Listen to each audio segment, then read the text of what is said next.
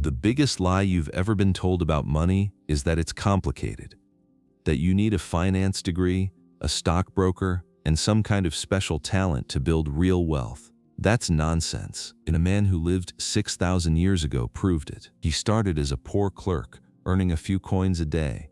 He had no advantages, no connections, no inheritance, and he became the richest man in the most powerful city the ancient world had ever seen.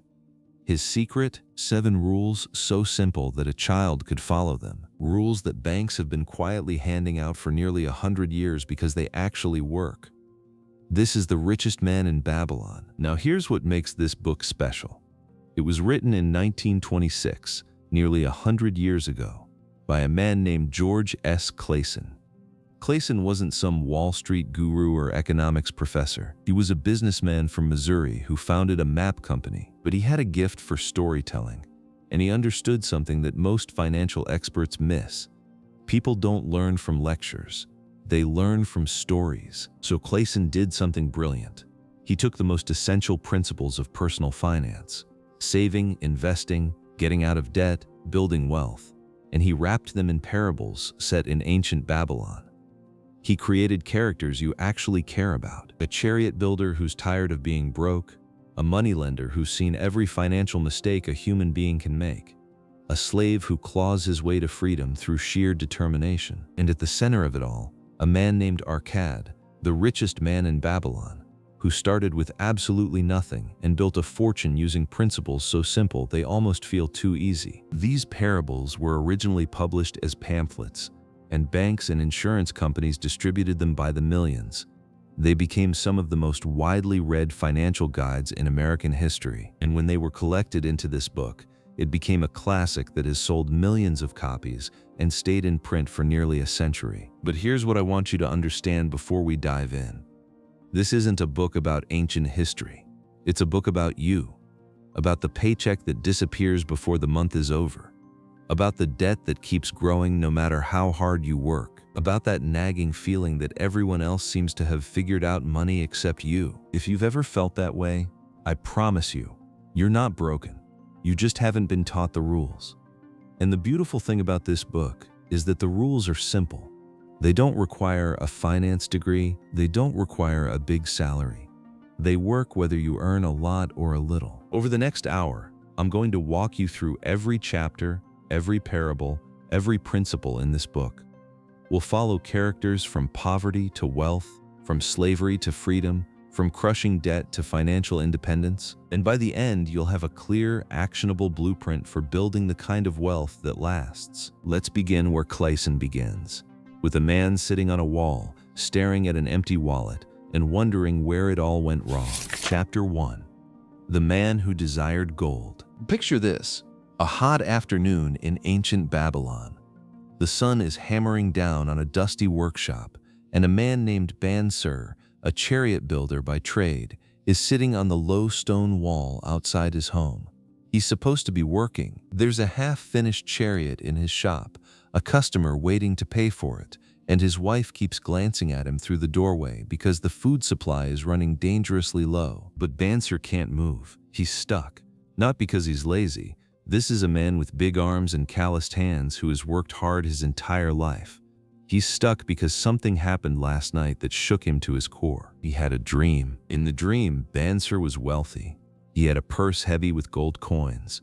He was tossing money to beggars without thinking twice. He was buying fine clothes for his wife. He felt a deep, warm contentment, the kind of peace that comes when you know tomorrow is taken care of. And his wife? In the dream, the worry lines had vanished from her face. She looked like the young woman he'd married years ago, smiling and radiant. And then he woke up. He woke up to the same empty wallet, the same unfinished chariot, the same worried wife peering from the doorway. And something inside him rebelled. Now, I want you to sit with that for a moment because I think a lot of us know exactly what Insure is feeling. That gap between the life you imagine and the life you're actually living. The frustration of working hard, genuinely hard, day after day, year after year, and still feeling like you're running on a treadmill that goes nowhere. While Insure is sitting there lost in thought, his best friend shows up. Kobe is a musician, a talented lyre player, and he's in the same boat. He doesn't have two coins to rub together. He came by hoping to borrow money from Bansir. When he finds out Bansir is just as broke as he is, they both sit on that wall and have the most honest conversation of their lives. And Bansir says something that stops Kobe cold. He says, and I'm paraphrasing here, "We live in the richest city in the world. Travelers say no city equals Babylon in wealth. There's gold everywhere around us, and yet we have none. After half a lifetime of hard work, your purse is empty and so is mine. What is the matter with us? Think about it. These are two skilled tradesmen. Bansir builds some of the finest chariots in the city. Kobe is a gifted musician. They're not unskilled. They're not lazy. They've worked hard for years, but they have nothing to show for it." Does that sound familiar? Because this is where the book first grabs you. It's asking the question that most of us are afraid to ask. Why do some people build wealth while others, equally hardworking, equally talented, stay broke? And then Kobe says something genuinely profound. He says that a fat wallet means nothing if there's no stream of income to refill it. It's not about having money right now. It's about having a system that keeps money flowing to you. That one insight shifts everything. They realize they've been pouring all their effort into their crafts, becoming excellent chariot builders and musicians, but they never once studied the craft of building wealth. They mastered their jobs but ignored their finances. And this is where they make a decision that changes their lives. They decide to go visit their old childhood friend, Arcade, a man who grew up with them, studied under the same teachers, played the same games, but who somehow became the richest man in all of Babylon. And they don't just go alone. They bring every friend who's in the same boat. Because if Arcade knows the secret, they all want to hear it. Chapter 2. The Richest Man in Babylon. So Bansir, Kobe, and their group of struggling friends go to Arcade. And the first thing they do is basically accuse him of getting lucky. They say to him, "We studied at the same school. We played the same games growing up. You weren't smarter than us. You didn't outshine us. You haven't worked any harder. So why should some random twist of fate make you rich while we're still scratching by?" And Arcade's response is one of the most important passages in the entire book. He says, in essence, don't blame fate. If you haven't built wealth yet, it's because you either never learned the laws that govern it or you've been ignoring them. And then he says something harsh but necessary about this idea of random fortune. He says it's actually dangerous when unearned money lands on people through inheritance, through gambling, through windfalls. What usually happens? They blow through it. They become reckless spenders with appetites they can't sustain. Or they become terrified hoarders who live in misery because they know they can't replace what they have. Either way, they end up worse than before. Think about that for a moment. How many stories have you heard about lottery winners going bankrupt, or people who inherit a fortune and lose it all within a few years? Arcade understood this thousands of years before we had the data to prove it. Unearned wealth doesn't stick because the person receiving it never learned how to handle it. So his friends push him. Fine, it wasn't luck. Then how did you do it? Tell us. And Arcade tells them his story. When he was young, Arcade was a scribe, basically a clerk who carved records onto clay tablets for a few coppers a day. He worked long hours, earned little, and spent everything he made on food, clothing, and the usual expenses of living. Month after month, year after year, nothing was left over. Then one day, a wealthy moneylender named Algamish came to the scribe's hall and ordered a copy of a law. He said he needed it in 2 days. Arcade worked all night to finish it, and when Algamish came back, the young scribe made a bold move. He said, "You are a very rich man. Tell me how I can become rich too, and I'll carve this entire law for you by sunrise." Algamish was amused. He agreed, and the next morning, after Arcade had worked through the night with aching hands and burning eyes, Algamish gave him the secret. He looked the young man in the eye and said, "I found the road to wealth when I decided that a part of all I earned was mine to keep. A part of all you earn is yours to keep." That's it. That was the secret. And Arcade's first reaction was probably the same as yours right now. Wait, isn't all of it mine to keep? And Algamish pointed out the obvious truth that we all somehow miss. Do you pay the garment maker? Yes. Do you pay for food? Yes. Do you pay the landlord, the tax collector? Yes, yes, you pay everyone. Everyone gets a piece of your earnings. Everyone except you. Let that sink in. You work all day to earn money, and then you hand every single coin to someone else. The butcher gets paid, the landlord gets paid, the phone company gets paid, the grocery store gets paid. But you, the person who actually earned all of it, you get nothing. Gilgamesh's rule was devastatingly simple. Before you pay anyone else, take at least 1/10 and set it aside. That's yours, not the landlord's, not the grocer's, not the government's, yours. Now here's where it gets really interesting, because Arcade didn't just hear this advice and immediately get rich.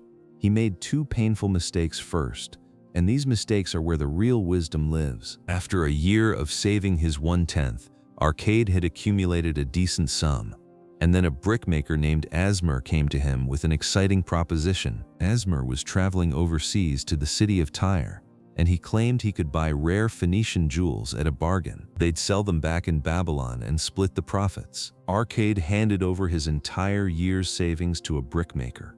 You can probably guess what happened. The Phoenicians sold Asmer worthless pieces of colored glass that only looked like jewels. Arcade's savings were gone, every single coin. When Gilgamesh came back a year later and heard what happened, he wasn't gentle about it. He said, and this might be one of the most useful pieces of advice in the entire book, why would you trust a brickmaker to buy jewels? If you want advice about jewels, you go to a jewel merchant. If you want to know about sheep, you ask a shepherd. Taking financial advice from someone who has no expertise in that area is like asking your barber to fix your plumbing. How many times have we done this? Taken financial advice from a coworker who's just as broke as we are. Invested in something because a friend was excited about it, even though neither of us really understood it. Followed a hot tip from someone who has no track record of success. Arcade made this mistake so we don't have to. But he didn't give up. He started saving his 1/10 again. And the second time, he did invest wisely. He lent his savings to a shield maker named Agar, who used it to buy bronze and paid Arcade a fair rental each quarter. But here's where Arcade made his second mistake. He took those rental earnings and spent them on feasts, fine wine, and fancy clothing. He was spending the returns instead of reinvesting them. And when Gilgamesh found out, he delivered one of the most memorable lessons in the book. He told Arcade, "You're eating the children of your savings, and if you consume the children, how will they ever grow up and earn for you? How will they have children of their own?" This is compound interest explained through a metaphor that's 6,000 years old. Your savings are your workers, their earnings are the children, and those children grow up and earn for you too. But if you keep consuming the children, you'll never build an army of wealth that works on your behalf. This was the final lesson Arcade needed. After this, he let his earnings pile up. He reinvested everything, and slowly, steadily, his wealth began to snowball. The money, which earned more money, which earned even more. Eventually, Gilgamesh was so impressed that he made Arcade his partner, and when the old man passed away, his heir. So to sum up Arcade's 3 laws from this chapter. First, save at least 1/10 of everything you earn. Second, seek advice only from those who are genuinely qualified to give it. Third, make your money work for you and let its earnings work for you too. Simple? Yes. Easy? Not always. But that's the point. Wealth isn't complicated. It's consistent. Chapter 3. 7 Cures for a Lean Purse. Now Arcade's reputation has grown so enormous that King Sargon himself takes notice. The king has a problem. He's just come home from a victorious military campaign, but the economy is a mess. His chancellor tells him that all the gold from the kingdom's great building projects has somehow ended up in the hands of just a few very wealthy men, while the masses have nothing. And the king asks the obvious question, why can't everyone learn to build wealth? So he summons Arcade and gives him a mission. Teach a class of 100 men how to fatten their purses. If it works, those men will teach others, and eventually all of Babylon will prosper. Arcade agrees. And over 7 days, he delivers 7 lessons. The 7 cures for a lean purse. These are the practical heart of the entire book. And I want to walk through every single one with you because each one builds on the last. Let's begin. Cure 1. Start thy purse to fattening. Arcade starts by asking one of his students, an egg merchant, a simple question. If you put 10 eggs into a basket every morning and take out only 9 every evening, what eventually happens? The basket overflows. Obviously, your purse works exactly the same way. For every 10 coins you earn, spend only 9. Save 1. Always, without exception. It doesn't matter how little you earn. The first cure is to pay yourself before you pay anyone or anything else. And here's the thing Arcade noticed that blew his own mind. When he started keeping 1/10, he wasn't any worse off than before. He barely noticed the difference in his daily life.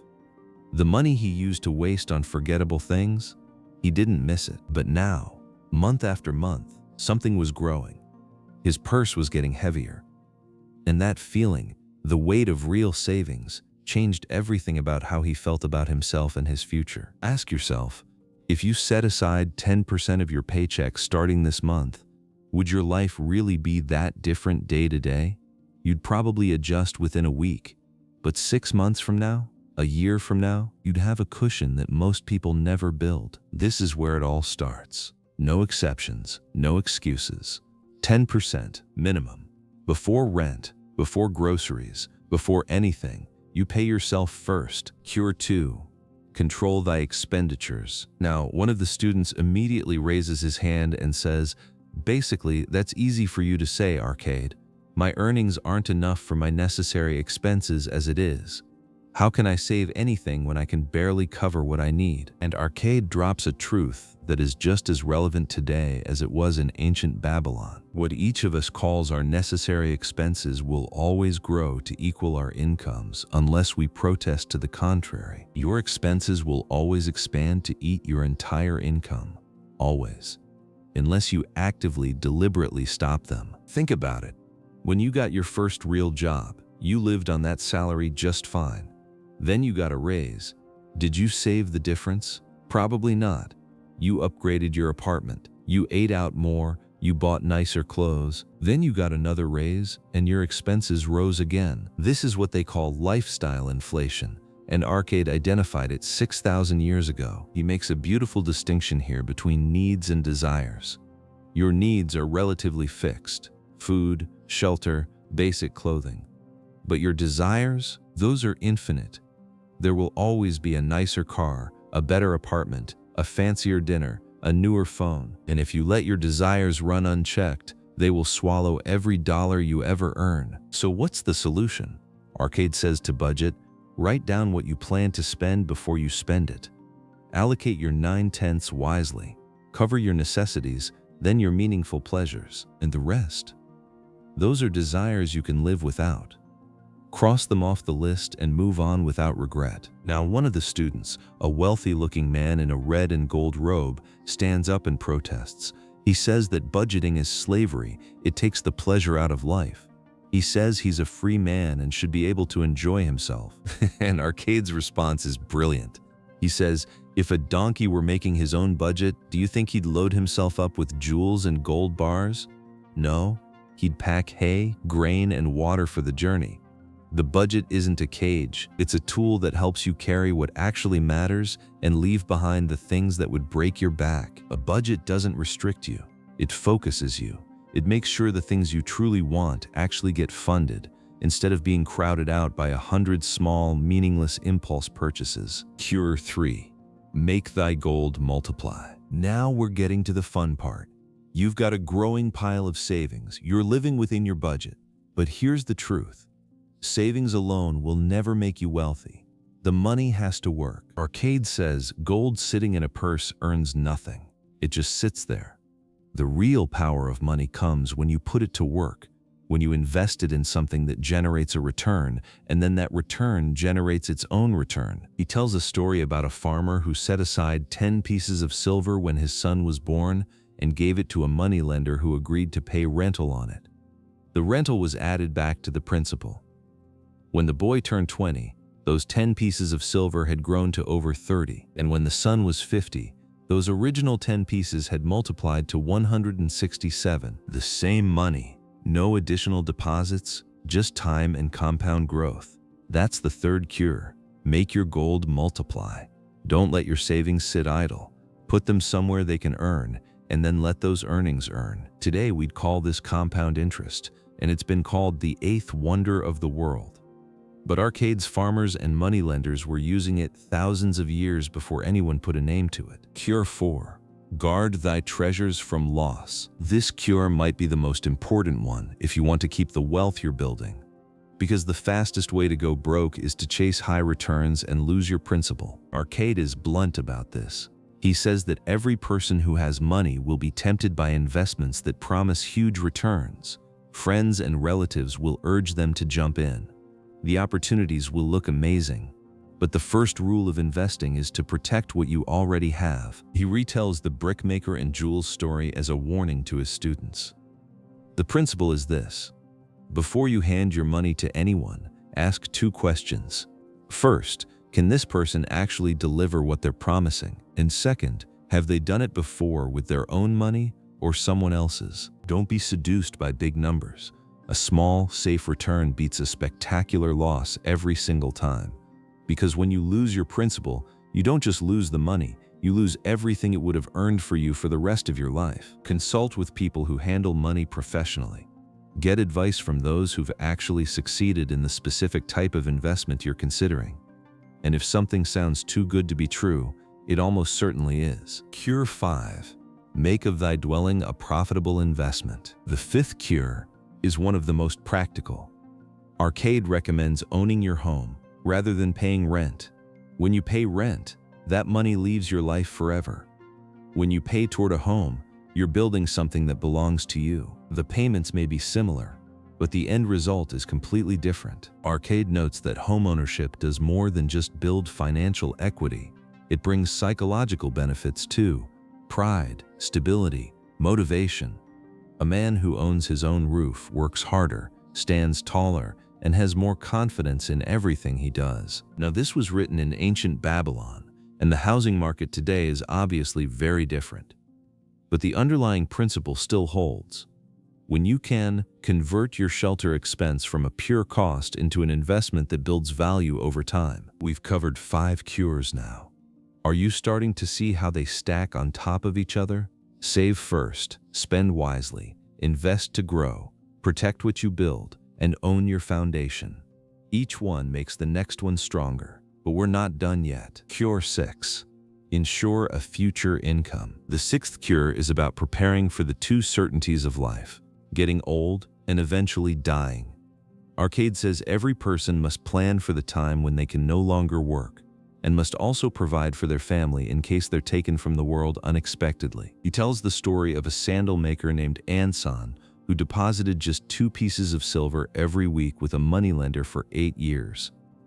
That tiny, consistent contribution, combined with the interest it earned, grew into over 1,000 pieces of silver. 2 silver pieces a week. That's it. Most of us spend more than that on coffee. But consistent deposits over time, compounded, build a safety net that can carry you through your later years. This is essentially the ancient version of a retirement fund and life insurance, 2 things most people today still neglect. Arcade even predicts that someday, wise men will create a system where many people pay in small amounts regularly, and the combined fund protects any member's family if they die.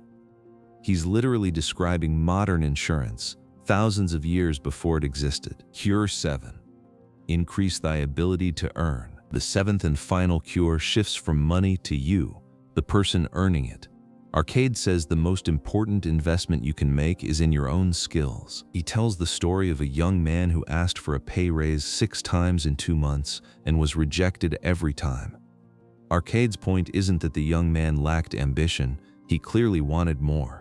The problem was that he was trying to earn more without becoming more valuable. He was asking for a raise without offering anything additional in return. Arcade's advice: instead of asking for more, become more. Study your craft.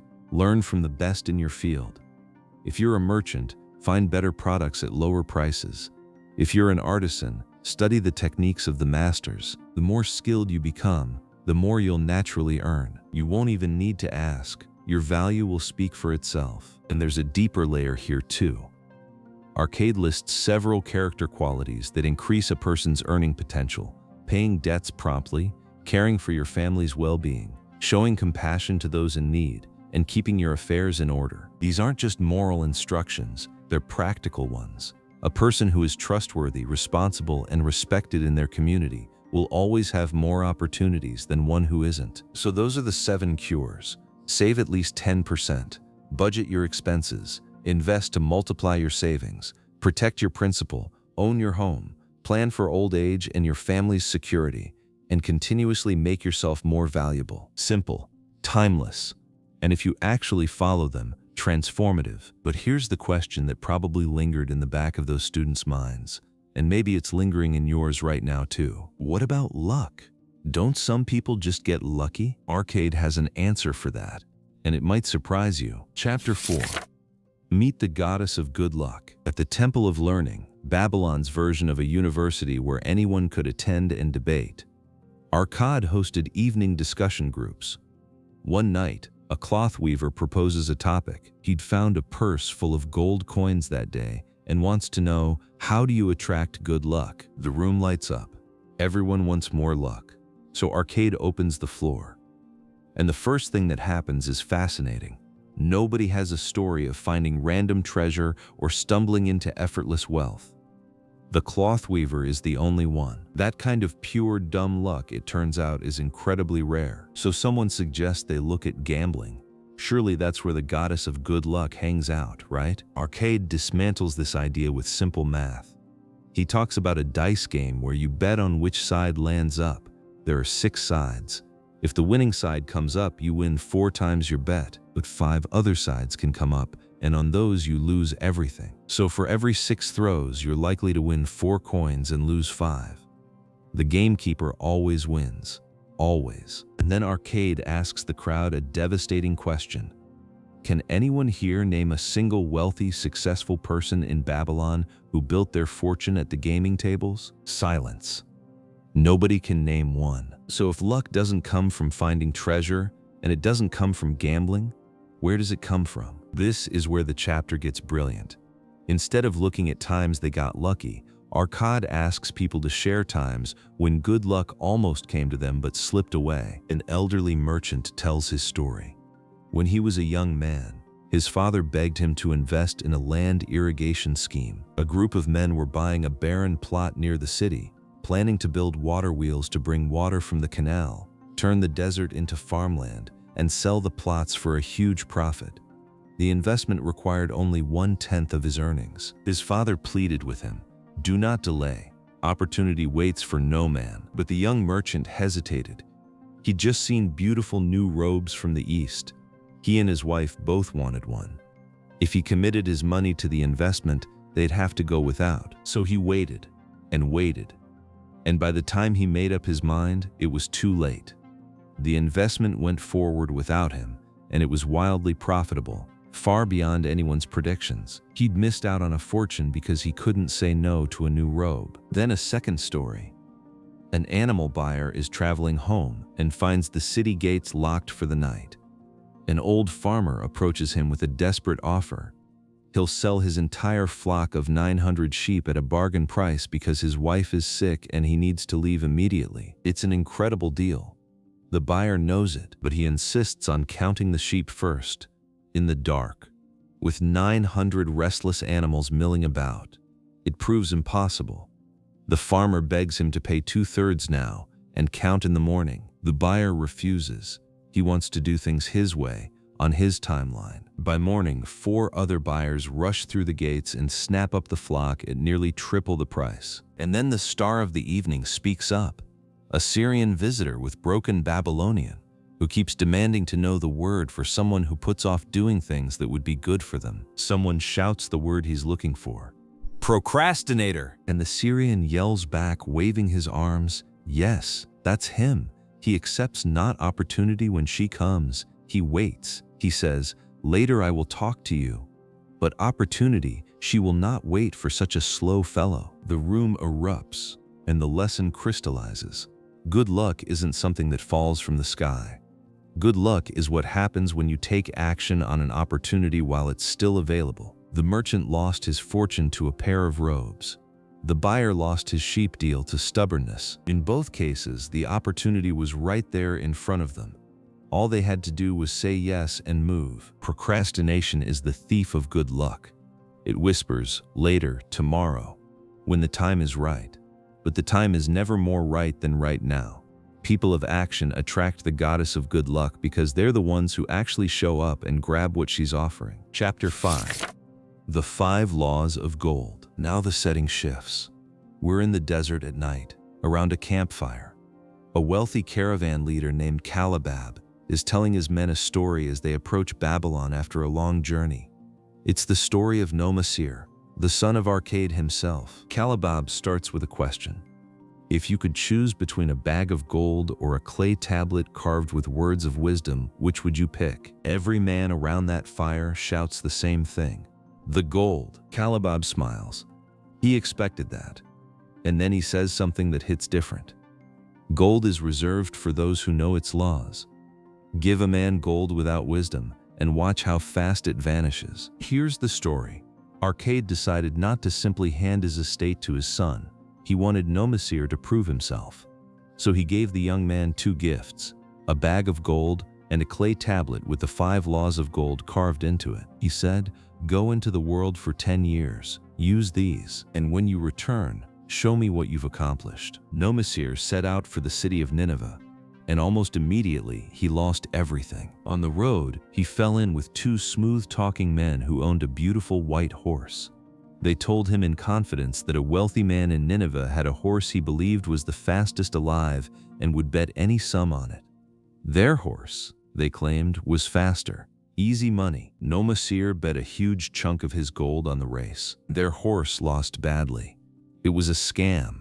The 2 men were partners with the horse's owner in Nineveh, and they ran this con on gullible travelers with every caravan. Then, in Nineveh, Nomasir met another young man who convinced him to buy a shop together. Nomasir put up all the remaining gold. His partner promised to bring his share from Babylon. The partner never went. He turned out to be a terrible buyer and a reckless spender. The business collapsed. Nomasir lost everything that was left. He was penniless, no gold, no prospects, alone in a foreign city. And this is where Nomasir hit bottom, and where the real story begins. Because in his darkest moment, he remembered the second gift, the clay tablet, the 5 laws of gold. He pulled it out and read it carefully, word by word. And he realized something that changed his life.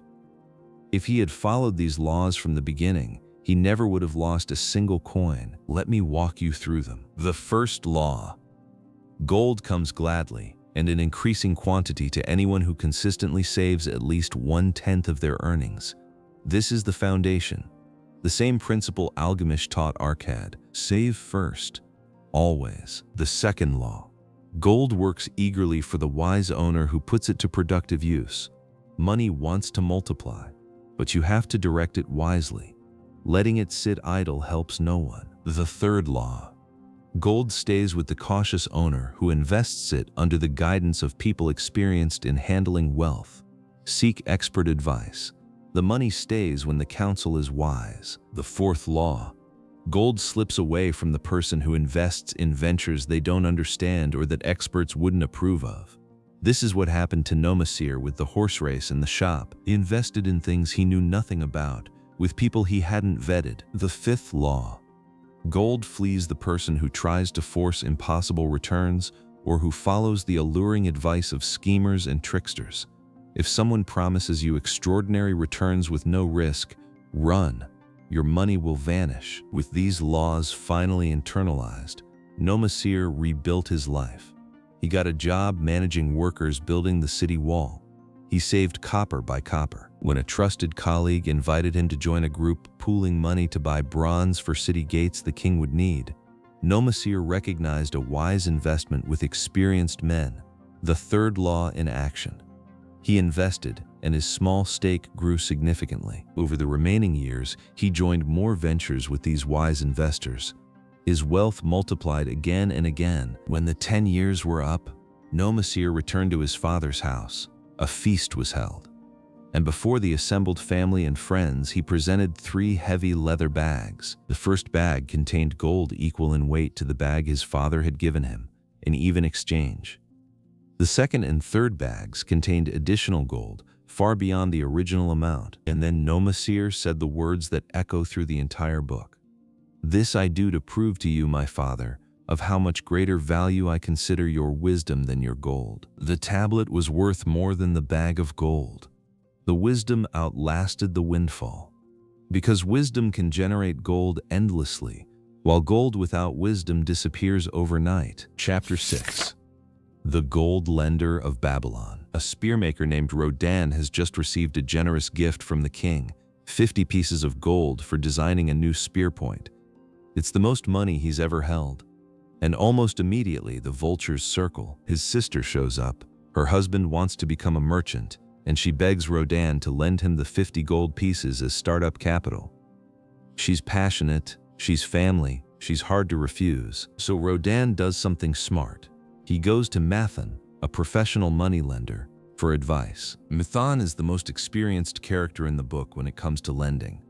He has a token chest, a box where he keeps a personal item from every borrower until their loan is repaid. Each token tells a story, and the stories are a masterclass in human nature and financial risk. But before he opens his chest, Mathan tells Rodan a fable. A farmer who could understand animal speech overheard his ox complaining about his hard life to the donkey. The donkey felt bad and gave the ox some advice. "Just pretend to be sick tomorrow and you'll get a day off." So the ox faked illness. And what did the farmer do? He hitched the donkey to the plow instead. That evening, the donkey came back with an aching neck and sore legs, and the ox thanked him cheerfully for the great day of rest. The lesson? If you try to help someone by taking on their burden, you end up carrying the load yourself. Then Mathan opens his token chest and shares several stories. There's a neckpiece belonging to a dead friend, a good man destroyed by his wife's spending habits. There's a bone ring from a farmer who borrowed wisely to buy specialty goats and repaid promptly. There's a gold bracelet from a woman who borrowed for her son's merchant career. The son was abandoned by a dishonest partner in a distant city. Each token illustrates a different lending lesson. The safest borrowers own property that can cover the loan. The next safest are honest workers with steady income. The riskiest are those with neither assets nor reliable earnings, no matter how noble their intentions. And then Mathan asks Rodan the key question about his sister's husband. Has this man ever been a merchant? Does he know how to buy low and sell high? Does he know the trade routes, the markets? No. He's a spearmaker's helper. Then lending him 50 pieces of gold to become a merchant, says Mathan, is like asking a brickmaker to buy jewels. The desire is worthy. The plan is not. Mathan's advice to Rodan: keep your gold. If your brother-in-law can bring forward a business plan that a wise person approves, then consider lending him the savings of 1 year, not everything you have. Let him prove himself with a small stake before risking it all. Better a little caution than a great regret. This chapter hits close to home for a lot of people. We've all had that family member or friend who needed money for a business idea or to get out of trouble. And saying no feels terrible. But as Mathan's fable teaches, sometimes helping someone with money you can't afford to lose doesn't actually help them. It just shifts their burden onto your back, and then both of you struggle. The wisest kindness is structured kindness. Help, but within limits that protect you. And always make sure the person you're lending to has the skills and character to use the money wisely. Chapter 7. The Walls of Babylon. This is the shortest chapter, but one of the most emotionally powerful. The great armies of Babylon are away on a distant campaign when, without warning, the Assyrians attack the city from the north. The defending forces are small. Everything depends on whether the massive walls can hold. For 3 weeks and 5 days, old Banzar, a veteran soldier, stands guard at the main passageway. Around him, terrified citizens press for news. An elderly merchant trembles, begging to know if his home and goods are safe. A young mother with a baby asks if her wounded husband will survive the siege. A little girl tugs at Banzar's belt and asks, "Are we safe?" And to every single one of them, the old soldier gives the same answer. The walls of Babylon will protect you, day after day. Bodies carried down from above, blood turning the passageway to mud, reinforcements marching up to replace the fallen, and still Banzar stands, calm and steady, giving the same reassurance. Then, on the 5th night of the 4th week, silence. Dawn reveals clouds of dust from the retreating army. A roar erupts from the defenders. It sweeps through the city like a storm. The walls held. The metaphor Clason draws is simple and powerful. In our own lives, the walls of Babylon are our financial protections, our savings, our insurance, our dependable investments. The unexpected tragedies of life will come. Illness, job loss, accidents, economic downturns. You cannot prevent them, but you can build walls strong enough to endure them, and you cannot afford to be without those walls. Because when the siege comes, and it will come, the only thing standing between your family and disaster is what you had the wisdom to build before the crisis arrived. Chapter 8. The Camel Trader of Babylon. This is one of the most dramatic stories in the book. It follows a man named Dabasir, a camel trader who is now respected and successful. But that wasn't always the case. One day, Dabasir runs into a young man named Tarkad who owes him money. Tarkad is broke, hungry, and full of excuses. Dabasir invites him to the inn, but only orders food for himself. He makes Tarkad sit there drinking water while he devours an entire leg of goat. Sounds cruel, but there's a method to it. As Tarkad watches him eat, his mind sharpens, and Dabasir uses this moment to tell him a story, his own story, that will change the young man's life. Years earlier, Dabasir was a young saddle maker who spent more than he earned. He bought fine robes and luxuries on credit, digging himself deeper and deeper into debt. Eventually, his creditors came calling. His wife left and returned to her father's house. Humiliated, Dabasir fled Babylon entirely. Out in the world, things got worse. He fell in with a group of desert robbers. On their second raid, they were caught and sold into slavery. Dabasir was shipped to Syria and sold to a desert chief. When the chief paraded Dabasir before his 4 wives and announced they could have him for the most degrading role in the household, Dabasir's terror was absolute. His life hung on the whim of these women. But Sira, the first wife, older and wiser, saved him. She asked if the slave could lead a camel. When Dabasir demonstrated he could, Sira claimed him as her camel tender. Now Sira was not a soft woman. She was trapped in her own kind of prison, married for her dowry, not desired by her husband, without children and isolated. But she was fierce and perceptive. Over time, she became Dabasir's unlikely mentor. One day, she asked him a question that cut through all his excuses and self-pity. She asked, "How can you call yourself a free man when your weakness brought you here? If a man has the soul of a slave, he will become one no matter what his birth. But if a man has the soul of a free man, he will be respected and honored in his own city in spite of his misfortune." The soul of a slave, or the soul of a free man? That's the question. And when Dabasir tried to argue that he was a victim of circumstance, Sira pressed harder. She asked, "Do you have a desire to repay the debts you left behind in Babylon?" He said yes, but he saw no way. And she replied with brutal honesty, "If you're content to let the years go by without trying to repay what you owe, then you have nothing but the contemptible soul of a slave." She compared his debts to enemies. They were the forces that drove him out of Babylon. Instead of standing and fighting, he ran. And running from your problems doesn't make you free. It makes you more enslaved than ever. Weeks later, Sira gave Dabasir his chance. She told him her husband was drunk and his guards were asleep. She gave him 2 camels, supplies, and a disguise. "Go," she said, "prove you have the soul of a free man." Dabasir rode into the desert alone. For 9 days he pushed across the barren wasteland. Food ran out, water ran out, his camels stumbled over sharp rocks. Finally, at the edge of death, he collapsed in the sand, and lying there in that desolate place, barely alive, he experienced the transformation that defines the book. He asked himself one final time, do I have the soul of a slave or the soul of a free man? If a slave, then lie here and die. That's a fitting end for a runaway who couldn't face his problems. If a free man, then get up, go back to Babylon, face every creditor, repay every debt, reclaim your wife, rebuild your life. And in that moment, something shifted. He described it as though a colored lens had been removed from in front of his eyes. Suddenly, the world looked different, clearer. He saw the truth he'd been hiding from. His debts were his enemies, but the people he owed were his friends because they had trusted him. He would go back and honor that trust. He staggered to his feet. His camels, inspired by the new determination in his voice, rose too. They pushed north, found water, found a trail, and eventually found their way to Babylon. And when he got there, Dabasir did exactly what he promised. He went to every creditor, hat in hand, and told the truth. I have nothing.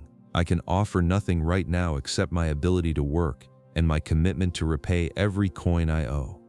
2/10 of everything I earn will go to you. It will take time, but I will pay every debt. Some creditors were grateful. Some were furious. One man, someone Dabasir thought was his best friend, humiliated him publicly. But Dabasir kept his head down and worked. And through the help of Mathon, the moneylender, Dabasir found his way to a veteran camel trader. His knowledge of camels, earned during his time in slavery, became the foundation of a thriving career. Month by month, year by year, he repaid every debt. He then turns to Tarkad, who has been sitting there listening with nothing but a cup of water. And he says something that lands like a hammer. How about you? Does your empty stomach make your head clear?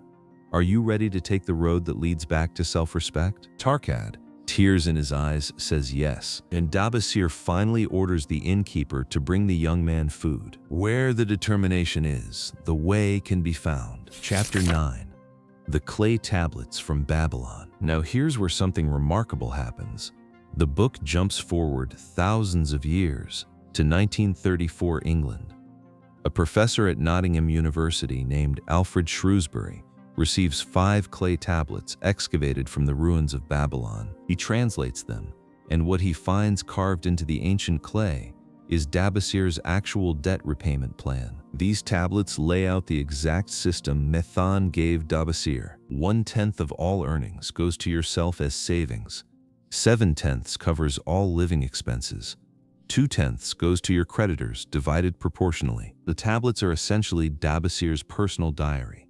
He carves his creditors' names and what he owes each one. He records his earnings each month. He tracks how the plan is working, and it's not smooth sailing. Some months he earns well, other months are lean. One creditor constantly berates him and demands faster payment. Another starts hostile but gradually softens. But Dabasir and his wife stick to the plan no matter what. Month by month, the debts shrink. Month by month, the savings grow. And on the final tablet, carved 12 months after he began, Dabasir reports that his last debt is paid. He and his wife celebrate with a great feast. Even his harshest creditor tells him, "You were once a piece of soft clay to be pressed and molded by any hand. Now you are a piece of bronze capable of holding an edge." But here's the part that makes this chapter unforgettable. Professor Shrewsbury writes a letter 2 years later saying he and his wife applied this exact plan to their own finances. They were drowning in debt, humiliated, living paycheck to paycheck on a professor's salary. He took Dabasir's plan, literally a plan carved into clay 5,000 years ago, showed it to all his creditors, got their agreement, and followed it to the letter. Within 2 years, every debt was paid. They had a growing investment. They were living comfortably on 70% of the same salary they'd always earned. And he writes that the most satisfying part was watching that 10% savings grow into something real. Think about that. A plan created by an ancient ex-slave, carved onto clay tablets buried for thousands of years, dug up by archaeologists, and applied successfully by a 20th century English professor. If that doesn't prove these principles are timeless, nothing will. The math hasn't changed. Human nature hasn't changed. The laws of money haven't changed. What worked in Babylon Works right now, wherever you are, whatever you earn. Chapter 10. The Luckiest Man in Babylon. The final story brings everything together. An immensely wealthy merchant named Sharu Nada is riding at the head of his great caravan toward Babylon with a young man named Hadan Gula, the grandson of his former business partner. Hadan Gula is, to put it gently, a disaster. He's wearing expensive jewels, fancy robes, and he has absolutely no interest in working. He tells Sharu Nada that if he were rich, he'd spend every coin as fast as it came in, dress in the finest clothes, and never work a day in his life. Work was made for slaves, the young man says casually. Sharu Nada bites his lip, because he knows something about this young man's family that the young man doesn't know. As they ride past a field where 3 old men are weakly plowing, the same field Sharu Nada remembers from 40 years ago, he decides to tell Hadan Gula the truth. "Did your grandfather tell you I was once a slave?" Hadan Gula is stunned. He had no idea. Sharu Nada's story begins in chains. He was sold into slavery because of his brother's crime, chained neck to neck with other men, including Megiddo, a farmer, Zabado, a sheep thief, and a tattooed man they called Pirate. Sharu Nada marched toward Babylon and what he feared would be a death sentence on the city walls. The night before they reached the city, Sharu Nada crept to a guard and asked if there was any chance of getting a decent master instead of being sent to the walls.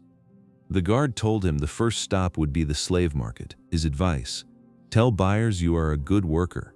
Make them want to buy you. If no one buys you, the next day you carry bricks. That night, lying in the sand, Sharu Nada reflected on what Megiddo had told him about work. Megiddo didn't see work as punishment or drudgery. He called it his best friend. Work had given him everything good in his life, and he said something Sharu Nada never forgot. Work well done does good to the man who does it. It makes him a better man. At the market, Sharu Nada watched his companions face their fates.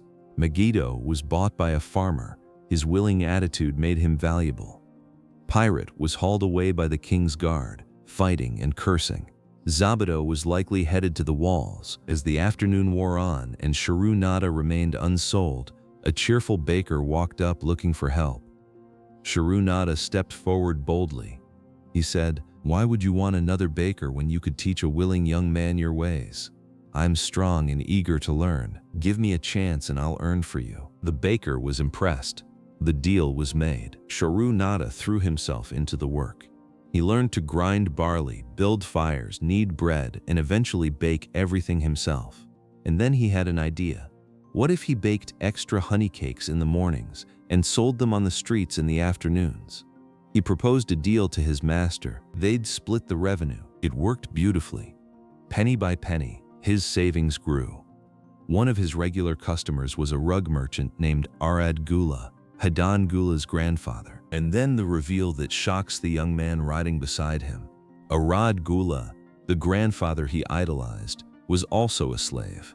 He was working his way toward freedom through enterprise and determination, just like Sharu Nada. It was Sharu Nada who encouraged Arad Gula to stop hesitating and buy his freedom. "Cling no longer to your master," he told him. "Act like a free man and succeed like one." Eventually, Sharu Nada's own master fell into gambling debts and was forced to sell him to a moneylender who sent him to dig canals in the desert. It was brutal, scorching heat, back-breaking labor, barely edible food. He thought of Zabado, the shirker, and wondered if laziness might be easier. He thought of Pirate, the fighter, and his bloody, pointless death.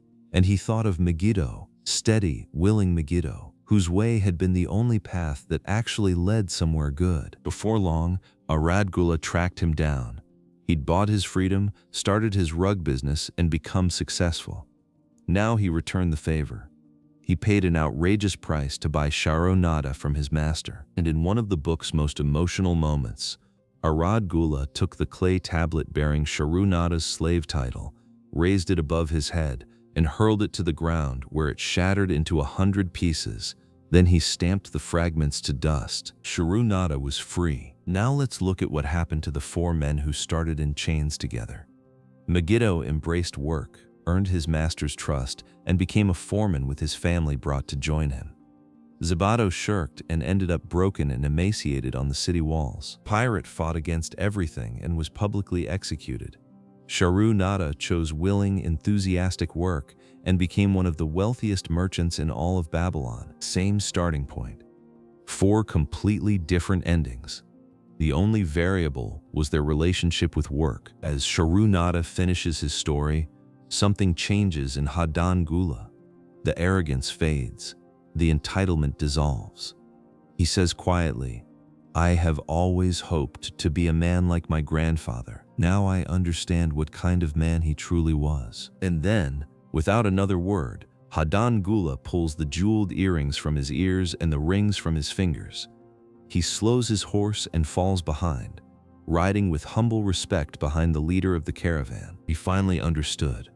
Work wasn't something beneath him. It was the very thing that built his family's legacy. And if he ever wanted to honor that legacy, he'd need to build something of his own. Key takeaways. All right, let's bring it all together. If you've stayed with me through this entire journey, through Banser's empty wallet, through Arcade's 7 cures, through Dabasir's desert crossing and Sharu Nada's chains, you now have the complete financial philosophy of the richest city the ancient world ever produced. Let me distill it down to the lessons that matter most. Number 1, pay yourself first. Before rent, before groceries, before anything. Take at least 10% of every dollar you earn and set it aside. This is not optional. This is the foundation that every other principle rests on. Without this, nothing else works. Number 2, control your spending by understanding the difference between needs and desires. Your expenses will always inflate to consume your entire income unless you consciously prevent it. Budget, be intentional, and know that saying no to a temporary want today is what allows you to say yes to real wealth tomorrow. Number 3, make your money work for you. Saving sitting idle or wasted potential. Your money should be earning money, and those earnings should be earning more. That's the power of compound growth. It's slow at first, but over time it becomes unstoppable. Number 4, protect your principal above all else. A small, safe return beats a spectacular gamble every time. Before you invest a single dollar, make sure you understand what you're investing in, and make sure the people advising you have a proven track record, not just exciting ideas. Number 5, seek advice only from qualified experts. Don't take investing tips from someone who's never built wealth. If you want to know about jewels, ask the jeweler. If you want to know about money, ask someone who successfully managed it for years. Number 6, plan for the future. You will get old. You might face emergencies. Your family depends on you. Small, consistent contributions to savings and protection, insurance, retirement, emergency funds create the walls that guard everything you've built. Don't wait until the siege begins to start construction. And number 7, the one that ties it all together, invest in yourself. Become more valuable. Learn more. Do more. Work harder and smarter. The most powerful wealth-building tool you will ever have is not a stock portfolio or a real estate deal. It's you, your skills, your knowledge, your determination to keep growing. But beyond these financial principles, there's a deeper lesson running through every chapter of this book. And it's this: wealth is a reflection of character. It's not about luck. It's not about being born into the right family. It's about discipline. It's about patience. It's about the courage to face your problems instead of running from them. Dabasir was a slave who became a wealthy camel trader because he chose to have the soul of a free man. Sharu Nada was a slave who became a merchant prince because he embraced work instead of resenting it. Arcad was a poor scribe who became the richest man in Babylon because he had the discipline to save 1 copper at a time and the wisdom to seek the right advice. None of them had advantages. None of them had connections. None of them got lucky. They all followed the same simple laws, applied consistently over time. And those laws turned poverty into prosperity, debt into freedom, and ordinary men into legends. The same laws are available to you, right now, today. Let me leave you with one final thought. There's a moment in the book where Nomasir stands before his father, Arcad, and places 3 bags of gold at his feet. 1 bag to replace the gold his father gave him, 2 more to prove the value of what he learned. And he says, without wisdom, gold is quickly lost by those who have it. But with wisdom, gold can be secured by those who have it not. That's the real treasure in this book. It's not about the gold. It's about understanding how gold works. Because once you understand the rules, you can play the game. And once you play the game with consistency and patience, wealth is not a matter of if, it's a matter of when. So take a moment right now. Think about your own life. Where has your money been going? Are you paying yourself first, or is everyone else getting their share before you do? Are your savings working for you, or are they sitting still? Are you seeking wisdom from the right people, or are you trusting the wrong ones with your hard-earned money? The answers to these questions are the beginning of your own transformation. And the beautiful thing is, you don't need to start big. You just need to start. 1/10, that's all. Commit to that today, and you've taken the first step on the same road Arkad walked 6,000 years ago. If this story hit you the way it hit me, I want to hear about it. Drop a comment below and tell me, which of the 7 cures is going to change your life the most? Which principle are you committing to starting today? I read every single comment and I genuinely want to know. If you want to read the full book, and I really think you should because the stories are even richer in the original words, I've put links to get it on Amazon and listen free on Audible in the description below. This is one of those books that belongs on every bookshelf. And if you're new here, this is what we do. We break down the most powerful books ever written so you can absorb the life-changing wisdom in the time it takes for a long drive or a good workout. If that sounds like your kind of thing, hit subscribe and turn on notifications. We've got a lot more coming. Remember, the walls of Babylon were built 1 brick at a time. Your wealth will be too. Start today. Until next time.